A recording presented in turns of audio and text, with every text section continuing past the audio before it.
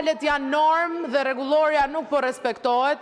Madje ky kryetari non grata i Partisë Demokratike sapo tha që është një gjuhë popullore për njerëzit e na kuptojnë.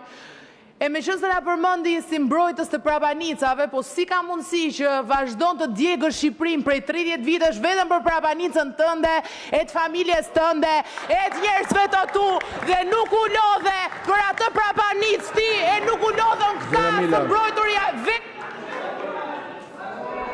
Kontrolloni fjalorin. Po pra...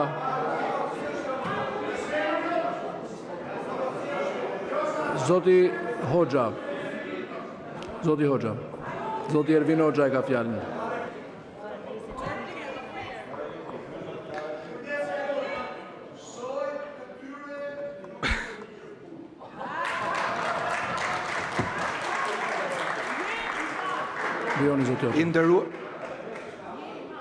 I nderuar kryetar i parlamentit. Në fakt, si ish oficer i policisë shtetit në kohën kur kryetari i opozitës ka qenë kryeministër, dua të them diçka në lidhje me protestat që janë zhvilluar në ditët e fundit. Në fakt kemi 40 punonjës policie të plagosur për vetëm faktin e 2 protestave të fundit. Më lejoni të flas dhe do të sqaroj dhe ti do mbete shumë i kënaqur nga sqarimi im. Tani, opozita ka 2 ditë që thot Renea, forcat speciale, erdhën, na rahën, na goditën, po pse mo jeta e një punonjës si policie që nga më me pak vlerë se jeta e deputetit? E treta, në kohën kur kryeministri ose sot kryetari i opozitës ishte kryeministër, policinë e shtetit e drejtonin volejbolist. Volejbolist. Instruktor volejbolli. E kam shumë të sinqert këtë që po të them, e kam përjetuar. Tani, çfarë ka opozita me policinë e shtetit se unë se kuptoj? Është komplet brenda sferës kushtetuese. Tani, unë i jap një këshill që policia e shtetit është në detyrë dhe ne të gjithë duhet kemi mirënjohje për të gjithë sokolat që janë atje dhe për të gjithë ata punonjës policie që mbajnë mbi kokë me shumë krenari kapelen e policisë shtetit.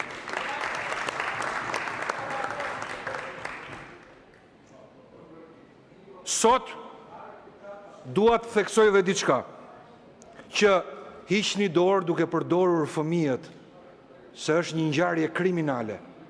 Është e turpshme që merrni fëmijë, i izoloni gojën, i izoloni syt, i izoloni fytyrën dhe pastaj i hidhni kundrejt policisë. Keni ndryshuar dhe taktikën, është një turp i madh. Taktika juaj e mëparshme ishte të godasim blinda, të godasim mjete, të godasim buroja. Tani i hidhni policëve molotov, doni t'i digjni të gjallë. Është turp, është një shembull, nuk është shqiptare. Është e turpshme që ju keni marrë zotime të digjni sa më shumë policë. Këtu i referohem edhe deputetit Muçi, sugjeroi thot sa më shumë molotov. Ore, jenë Tereziti apo si jenë Terezi? Qa sugjeron ti molotov? Ku jeti këtu? Qa do me thënë kjo? Si sugjeron ti molotov? Është vepër kriminale të sugjerosh molotov. Faleminderit. Berish, zoti replika dhe zoti... Zoti Berisha replik dhe zoti Muçi replik. E morët ju. E kishit fjallën. E kishit. Është drejta juaj ta mbani fjalë. Po. Të dashur qytetarë dhe qytetare që ndiqni këtë debat. Këta janë mashtrues dhe për Edi Ramën janë në gjendje të bëjnë çdo deklarat, çdo mashtrim, janë në gjendje të pshtyjnë mbi vetën e tyre të bëjnë gjithçka. Asnjë polici plagosur. Ja u tregoj unë historinë. Shkova në urgjencë.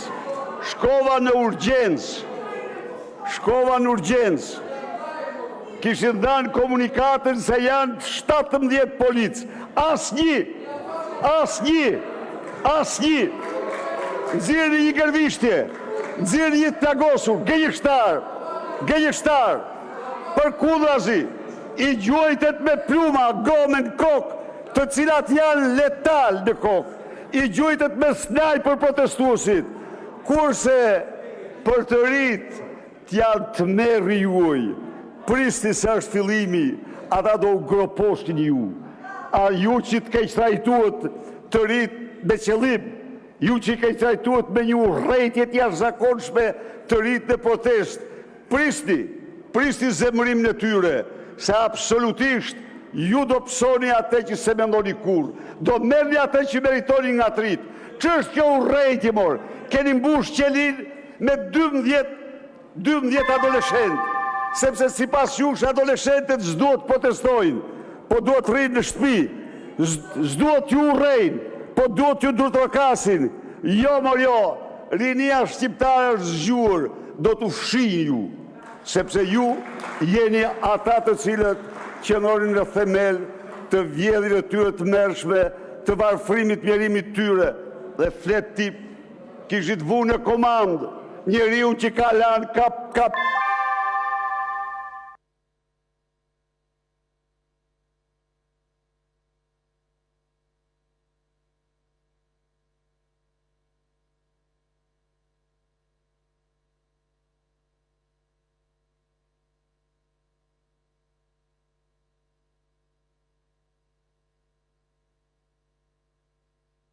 Zotin Berisha, mbaroj koha.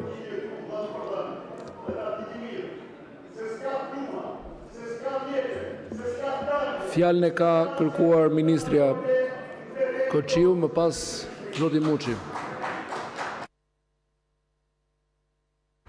Tani kam një përgjigje për zotrin që ishte këtu, që në fakt është nder i madh ta quaj zotri. Siç ishe zotrote në spital, ishim popoll. Si që ishe zotrote në spital, edhe unë isha në spital, po ti zgjodhe të mos shohësh policët, ti zgjodhe të mbyllje syt, shko dhe shikoj gjithë policët që ishin të shtruar, morën shërbim dhe janë dhe sot, asnjë, po se je gënjeshtar patologjik i nderuar, je gënjeshtar patologjik, përveç se je dhunues dhe një porositës kronik, i dhunës, i derdhjes së gjakut, e ke në gena të gjakun që do ta derdhësh me patjetër, përveç këtyre, mbyll edhe sytë edhe gënjen, nga mëngjesi deri në darkë, po si të vjen zor pak, nuk e shkove në spital, pse nuk i takove policët? Policët u dhunuan sepse u porosit dhun nga ajo protestë që organizove zotrote.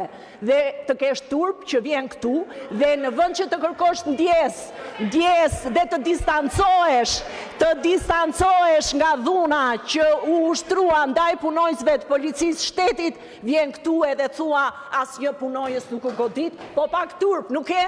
Po zaten prandaj të ka dënuar historia, i ke fantazmat aty në dollap i ke. Dhe sigurisht nuk e marrë drejtësi deri më sot, po shpirtrave nuk u shpëton dot. Shpirtrave të gjithë atyre që ke dhunuar, ke përgjakur, ke vrar, nuk u shpëton dot, do të përndjekin. Fjalën e ka zoti Muçi për replik.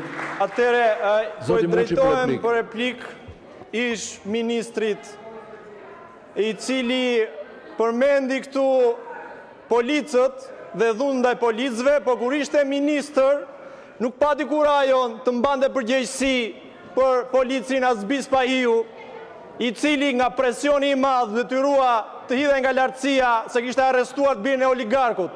Ky është ministri i policisë pra, dhe kaq donë të din këta për policin. Tani me qënë se më të citoj mua, do të them që unë nuk bëra thirrje për Molotov, por thash që në qoftë se kjo qeveri nuk tremet nga Molotovët, të ruhet nga urrejtja e popullit. Ja, e keni mbushur kupën aq shumë, sa duhet keni kujdes kur esni rrugëve, zotri, sepse populli ju urren.